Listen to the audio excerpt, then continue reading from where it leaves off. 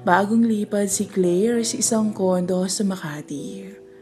Dati siyang umuupa sa isang apartment sa Quezon City kung saan 4 silang hati-hati sa renta. Dahil natanggap siya bilang isang call center agent sa Ayala, naisipan niyang lumipat na lang para mas malapit sa trabaho niya. Isa pa, gusto niya rin na mag-solo para may privacy. Yung isang housemate niya kasi sa dating apartment ay mahilig manghiram ng mga gamit sa kanya, tulad ng makeup. Minsan pati suklay, kaya naiinis siya. Maingat pa naman siya pagdating sa mga personal na gamit.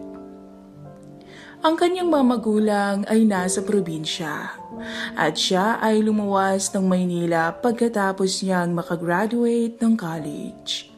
Sa awa ng Diyos ay hindi naman siya nahirapan sa paghahanap ng trabaho. Marahil ay dahil maganda at sexy siya. At marahil ay magaling siyang sumagot sa mga interviews. Hindi siya sigurado pero napansin niya na yung nag-interview sa kanya na HR manager sa call center ay matamis ang tingin sa kanya. At panay ang sulyap sa legs niya. Dahil nung time na yun ay nakapalda siya na hindi naman maigsi pero kita ang maputi at makinis niyang hita. Maganda si Claire at talagang pansinin ng mga kalalakihan. Maputi, chinita, matangos ang ilong. Medyo mataray ang dating ng mukha na binagaya ng pouty lips.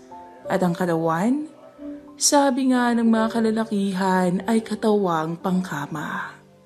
Sa vital stats na 36, 25, 36, talagang mapapanganga ang kahit na sinong lalaki. May tangkad na 5'3", at ang buhok ay straight na lagpas balikat. Pwede siyang mapagkamalang model pag naglalakad sa mga mall. Sa katunayan, hindi lang isang beses na may lumapit sa kanya sa mall at nagpakilalang mga talent scout. Tinatanong siya kung gusto niyang mag-commercial model at hanggang ngayon ay nasa kanya pa rin ang mga calling cards ng mga to. Pero hindi naman siya interesado sa mundo ng showbiz. Sa kabila ng kanyang angking ganda, simple lang ang kanyang lifestyle. Hindi siya mahilig gumimik at wala rin siyang boyfriend sa ngayon. Marami siyang manliligaw sa trabaho at sa probinsyang pinanggalingan niya, pero wala siyang maramdaman na kakaiba sa kahit sino man sa kanila. Kasalukuyan siyang nag-aayos ng mga gamit niya sa kondo. Nasa 10th floor siya. Magsasabit sana siya ng mga picture frame pero walang sabitan.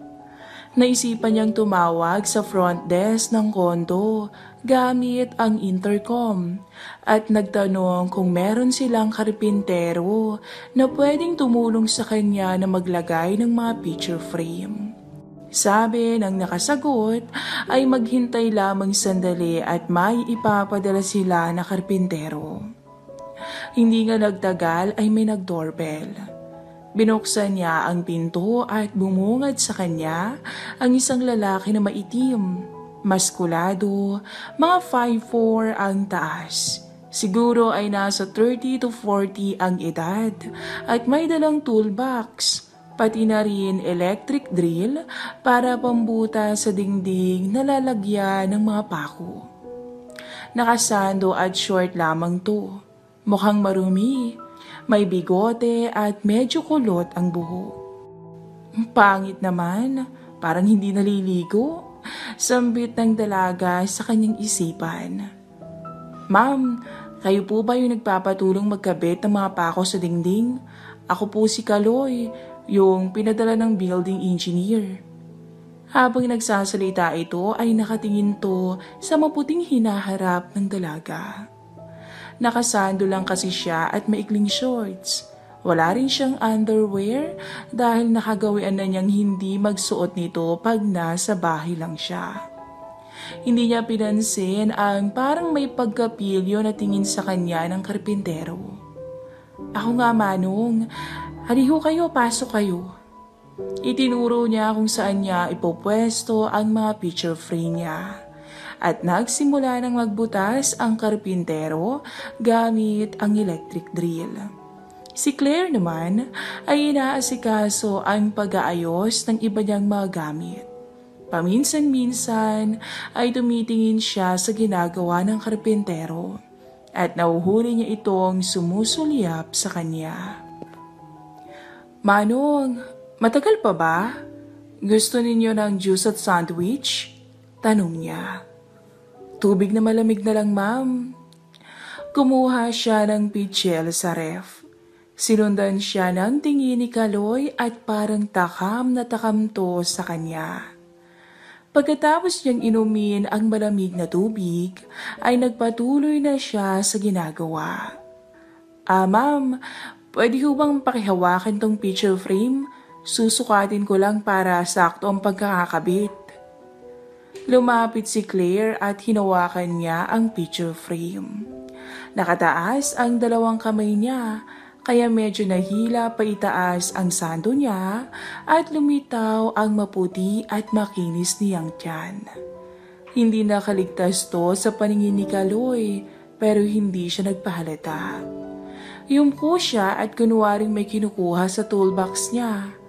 Pero ang totoo ay tinitignan lang niya ang tiyan ni Claire. Nakita na ang pusod. Napansin ito ni Claire at medyo nainis siya. Ang bastos naman ng mamang to, sabi niya sa sarili niya.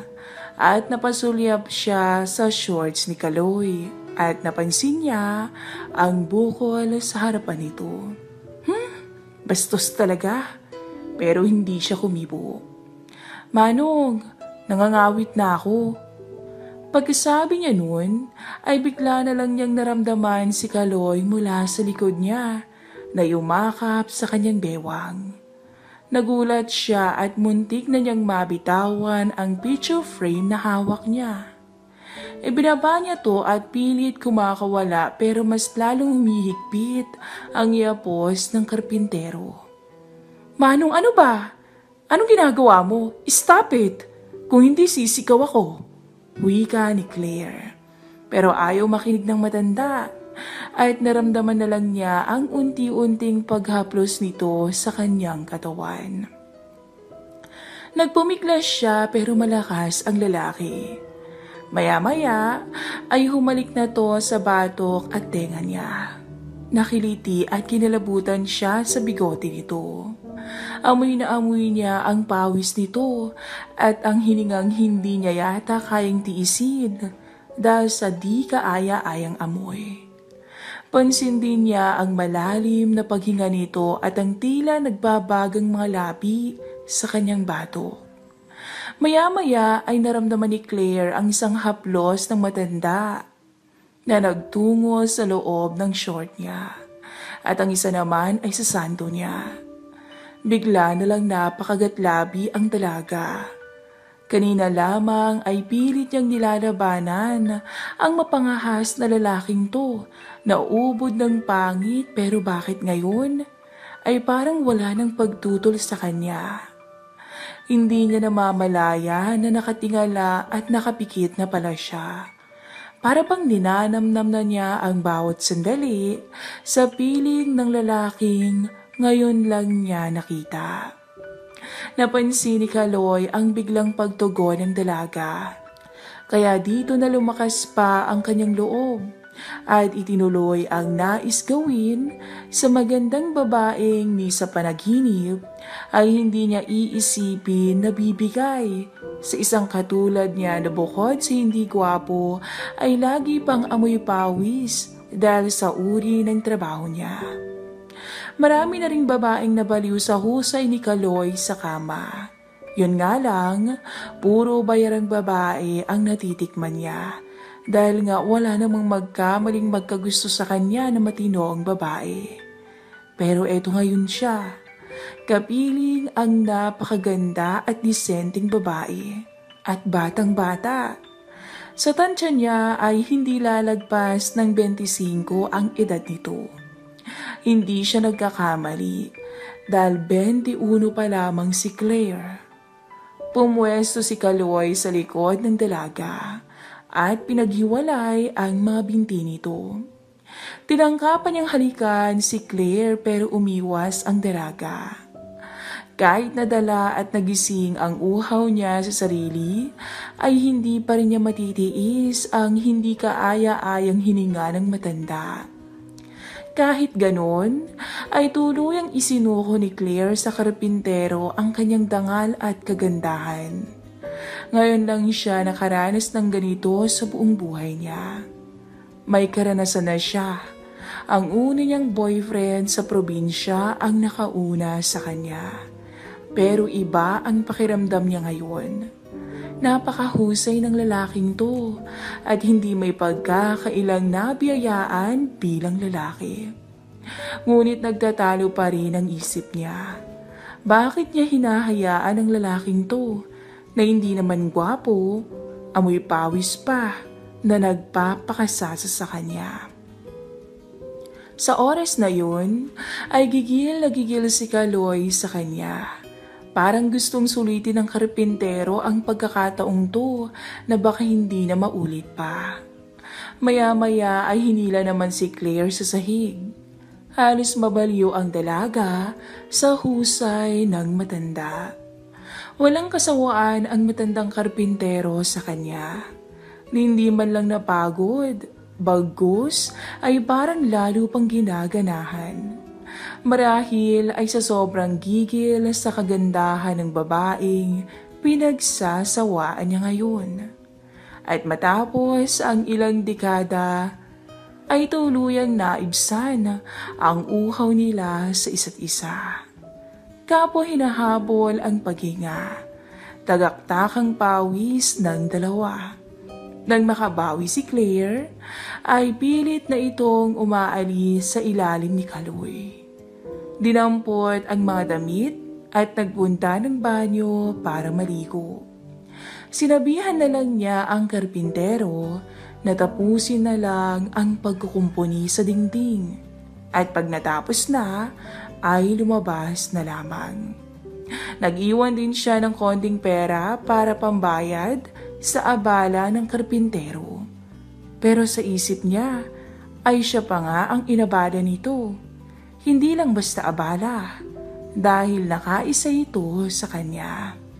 Pero may kasalanan rin naman siya, sabi niya sa sarili, dahil pumayag siya at nagpadala sa kanyang kahinaan. Si Kaloy naman ay hindi mawari ang ngiti habang tinatapos ang ginagawa niya. Para siyang tumama sa loto. Akalain mo nga naman ang swerte. May dadalawin na ako araw-araw. Ang ganda at sexy pa. Humanda ka, miss. Babalik ako. Nakangiting sambit ni Kaloy sa sarili. Pagkagising ni Claire kinabukasan, ramdam na ramdam niya ang sakit ng katawan dahil sa hindi malilimutang nangyari sa kanila ng matandang karpintero. Pakiramdam niya ay para siyang binugbog. Nagkape siya at pagkatapos ay uminom ng gamot para mawala ang sakit ng katawan. Gusto niya uling bumalik sa higaan para matulog ulit. Total ay linggo naman at hindi naman siya mahilig maglakwatsa. Pagkahiga niya sa kama, napangiti na lang to ng maalala ang mukha ng karpintero. Tila kinilig pa to dahil bumalik sa kanyang alaala ang nangyari. Hanggang dito na lang po ang ating story. Ako si Dave, 35 years old at isa akong driver. Ngayong araw ay gusto kong ibahagi ang minsang naganap sa aking buhay na hindi ko malilimutan noong aking kabataan. 17 anyos pa lamang ako nang matuto akong magmaneho ng sasakyan na 4 ang gulong. At noong 18 anyos na, ay nakakuha naman ako ng lisensya sa pagmamaneho. Sa una ay gusto ko lang mamasada ng jeep, kaya ako pinursiging matuto sa pagmamaneho. Pero nagbago ang lahat nang minsang naghanap ng driver ang isa sa pinakamayamang pamilya sa lugar namin. Nakita ko na maganda ang sahod, kaya sinubukan kong mag-apply, lalo na't kapos din kami sa buhay ng mga panahong yun. Dahil sa ako'y nag-aaral noong panahong yun, ay pikit mata kong ipinagpaliban na muna ang aking pag-aaral para masuportahan ang pamilya namin. Noong una ay nahirapan ako sa pagiging personal driver, hanggang masanay at mahasa ako sa Kamaynilaan. Dahil sa maganda at maingat na pagmamaneho sa daan, ay unti-unting nagtiwala ang pamilya sa akin. Hanggang sa kunin na rin akong extrang driver ng panganay na anak na babae ng aking amo. Ipinapasundo sa akin minsan ang panganay na anak nila. Ang pangalan niya ay Joy. Mga nasa 31 years old na ang edad niya at that time. May asawa at isang anak na to. Si Ma'am Joy ay maganda, maputi, may kalusugan ang harapan at balingkinitan. Sa madaling salita, ay talaga namang kahit sinong lalaki ay papangarapin siyang makatabi sa kama. Ang sabi sa akin ay dating model si Ma'am noong wala pa siyang asawa. Pero nang ikasalito ay agad siyang nabuntis ng isang maswerteng negosyante. Sa totoo lang ay walang araw na hindi ko inasam si Ma'am. At aminado kong siya ang dahilan kung bakit gabi-gabi kong tinutugunan ang pangailangan ko bilang lalaki. Sa tuwing ipagmamaneho ko si Ma'am Joy, ay lagi ko lamang napapansin na lagi siyang nakapantalo na maong at minsan ay hindi ko nasilayan ang kanyang mga hita at binti kapag siya ang sakay ko sa kotse. Pero nung ako ay tumagal na ng 2 buwan sa pagmamaneho sa kanya, ay unti-unti kong nalaman at natutunan kung ano ang mga lakad at sikreto niya. Siya rin kasi ang namamahala ng isa sa mga negosyo ng kanilang pamilya na may kaugnayan sa mga sasakyan. Sa aking pag-oobserba, lalo na sa asawa ni Ma'am Joy na si Joel, ay panay din ang monitor nito sa tisay na misis niya. Kagaya ng lagi ng pagtawag nito sa telepono sa opisina ng kanilang kumpanya para malaman kung nasaan at anong ginagawa ng maganda niyang asawa. Pero pag nalaman ng Mr. and Ma'am Joy na ako ang kasama at driver, ay hindi na to magtatarong pa kung saan nagpunta at kung ano ang nilakad. Siguro dahil malaki ang tiwala sa akin at napakabata ko pa sa edad na 18, kaya wala itong pangamba para sa kanyang asawa. Minsan, habang ako ay nakaupo sa opisina ni Ma'am Joy ng mga 10:00 ng gabi, ay hindi ko maiwasang mapasulyap sa kanyang mapuputing hita. Maiksi lang kasi ang uniforme ni Ma'am sa opisina, kaya aninag ko talaga ang malapor sila na niyang kutis. Natulala ako nang biglang kausapin ako ni Ma'am. "Dave, ihanda mo ng sasakyan. May meeting kami ng mga kasamaan ko sa club," sabi ni Ma'am. Napatingin pa ito sa harapan ng aking pantalon at saka palihim ng umiti, pero napansin ko yun. Sige po, Ma'am." Pagkatapos maihanda ang sasakyan ay dumiretso na agad kami ni Ma'am Joy sa kanilang farm sa Laguna, kung saan magaganap ang meeting ng kanilang samahan. Walang tao sa farm, kaya ako na rin ang nag-ayos ng mga dapat ayusin at gamitin sa kanilang meeting. Lumipas ang ilang minuto ay nabigla at namangha ako nang dumating na ang mga kasama ni Ma'am sa club. Sa tansya ko ay mga 18 silang lahat at puro babae at mukhang may mga asawa na pero kasing gaganda rin ni Ma'am Joy. Silang lahat ay kilalang mayayaman sa aming lugar. Nang magsimula ang meeting ay napansin kong ako lamang pala ang nag-iisang lalaki doon. Mabilis din namang natapos ang meeting. Pagkatapos noon ay inutusan ako ni Ma'am Joy na kunin ko raw sa likod ng kotse nang kasama niya ang si Danica yung mga dala nilang pagkain at inumin. Nagulat ako nung makita ko yung mga inumin na pinapakuha sa akin.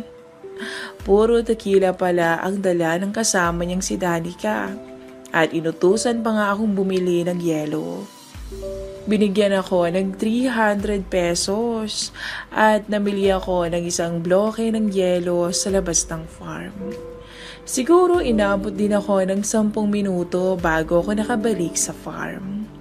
Nang makabalik ako ay nakaayos na ang mga pagkain at mga inumin. Pinakain muna ako ni Ma'am Joy. Pagkatapos ay inatasan niya na akong mag-serve sa kanila. Maingay ang sound ng komponentong tumatagay na sila at medyo may mga tama na. Nagsisimula na silang magsayawan at nakamasid lamang ako habang pinapanood sila sa kanilang mga ginagawa. Hanggang si Ma'am Joy ay unti-unting kinalas ang suot habang nagsasayaw. Grabe, nagulat ako at napalunok. Pero kunyari ay baliwala lamang sa akin ang mga nasasaksihan ko. Habang sumasayaw si Ma'am Joy, ay unti-unti niyang tinatanggal ang t-shirt niyang suot. Hanggang sa manipis na underwear na lang ang natira. Ang puti at ang kinis pala talaga niya. Kaya naman tinablan talaga ako ng mga oras na yun. Hindi ko akalain na yung mayayaman palang mga babaeng to ay may tinatago din palang kalokohan pag sila lamang ang magkakasama. Samantalang pag nakikita mo at nakakasalubong mo sa daan ay para talagang mga kagalang-galang. Maya-maya ay nagulat rin ako nang magsimula na rin sumayaw ang lahat. At kung ano ang itsura ni Ma'am Joy, ay ganoon silang lahat. Napaswerte ko ng oras na yun dahil nasilayan ko ang hindi dapat makita ng isang tulad kong hamak na driver lang. Talaga namang super gaganda at sexy. Mga kutis parang mga porselana sa puti. Nakakagigil talaga. Alam ko na lahat sila ay pasimpleng nakatingin sa akin. Siguro tinitingnan nila kung ano ang magiging reaksyon ko. Pero talagang hindi ko pinahalata ang aking nararamdaman kahit nanginginig na ako sa kaba at tensyon.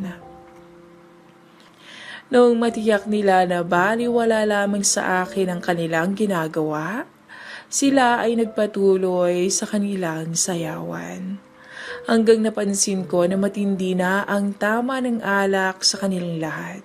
Kasi halos wala ng takip sa katawan yung ibang mga babae. Pero mas lalo akong nagulat nang makitaan ko na rin si Ma'am. At napatingin pa to sa aking direksyon. At ginitaan ako. Bigla akong nakaramdam ng hiya sa ginawa ni Ma'am. Talagang napakaputi niya, palibhas ay mayaman, at sunod ang luho sa katawan. Pansin kong panay ang pagsulyap sa akin ni Ma'am, at mapungay na ang mga mata nito. Maya-maya ay nagulat na lang ako nung bigla silang tumalon sa gilid ng miranda. Hindi ko sukat akalain, may swimming pool pala doon. Madilim kasi kaya hindi ko na napansin pa. Noong lahat sila ay nagsisipagligo, ay sinamantala ko naman ang pagkakataon. Unti-unti na akong naglinis ng kanilang mga kalat. Kasi ako lamang talagang mag-isa ang maglilinis ng mga kalat nila. Ang dami pala nilang naubos na bote ng tequila. 6 na bote, kaya pala nasobrahan na sa mga tama. Pagkatapos kong linisin ang mga kalat ay nagpasya akong pumunta ng kusina. Habang ako'y papunta na sa kusina, nagulat ako kasi biglang may umakap sa likod ko at bumulong. May karanasan ka na ba, Dave? Ang wika nito habang panayang haplos dito sa buong katawan ko. Paglingon ko, doon ko nalaman na si Ma'am Joy pala ang nasa likod ko at nakayakap sa akin. Agad niya akong isinandal sa pader at iniharap sa kanya, kaya nakita ko ang maganda niyang mukha ng malapitan. Bata ka pa, Dave, pero alam kong mas kaya mo kong aliwin kaysa sa asawa ko. Pabulong na sabi ni Ma'am Joy. Hindi ako makapaniwala ng oras na yon. Para akong nananaginip. Hindi ako makakilos pero alam kong tinablan na ako sa nangyayari. Pero ma'am, baka magalit naman po sa atin yung asawa niyo. Hindi ko pa natatapos ang sasabihin nang takpan niya ang bibig ko ng kanyang kanang kamay at sinabing, "Huwag kang maingay, Dave. Habang abala silang lahat sa kanilang ginagawa sa pool, ay sasamantalhin ko na to, okay? Alam mo, Dave, una pala kitang makita ay interesado na ako sa'yo. Alam kong hindi ka gwapo pero alam kong kaya mong lamangan ang asawa ko pagdating sa kama. Noon pa kita gustong subukan pero wala akong lakas ng loob magtaksil sa mister ko. Pero ngayon, na nakainom ako ay sasamantalhin ko na. Pero ma'am, driver niyo lang ho ako." Pagkasabi ko noon ay napakagatlabi si ma'am at tumingin sa nakaumbok sa aking pantalon. Agad akong hinatak ni Ma'am Joy sa loob ng isang kwarto at para siyang nagmamadali. Hinila ako ni Ma'am papunta sa kanya. Umupo siya sa harap ko at kinalas ang sintron ko, sabay binaba ang pantalon ko. Nanlaki ang mga mata ni Ma'am sa nabungaran at napakagatlabi. Sabi na nga ba hindi ako mabibigo sa'yo, iho. Dave, dalian na natin ha. Baka hanapin din ako ng mga kasama ko Sabi niya habang inaalalayan niya ako papunta sa higaan. Unti-unti siyang humiga at hinatak niya ako sa kanyang ibabaw. Agad niyang ibinukas ang kanyang mga hita tsaka niya ito niyakap sa aking bewang. Sa buntong yun ay wala na akong kawala. Tuluyang isinuko ng maganda kong amo ang kanyang sarili sa akin at ganun din ako sa kanya. Para akong nawala sa sarili nang unang matamasa ko ang tunay na alapaap. Natuloy ang di inaasahang pagtatampisaw naming dalawa sa isa't isa. Napayakap na lang ng mahigpit si Ma'am sa akin nang makuha ko ang buong kagandahan niya. Halos manggigil ako kay Ma'am noon at tila nawala sa isip ko na amo ko siya at driver niya lang ako. Hindi ko maiwasang tingnan ang magandang mukha ng aking amo habang nagpapakasasa ako sa kanya. Napakaganda ni Ma'am. Nakapikit siya at tila ninanamnam ang bawat sandali. Maya-maya ay muling napayakap si Ma'am sa akin ng mahigpit hanggang sa tuluyan na kaming nakontento. Ilang minuto rin kaming hingal at pawisan. Hindi ko maiwasang pagmasdan ang kabuuang ganda niya. Maraming salamat ha, Dave. Ang tagal kong inantay na mangyari ito. Sabi niya habang nagbibihis. Tila musika naman sa aking pandinig ang sinabi niyang yun.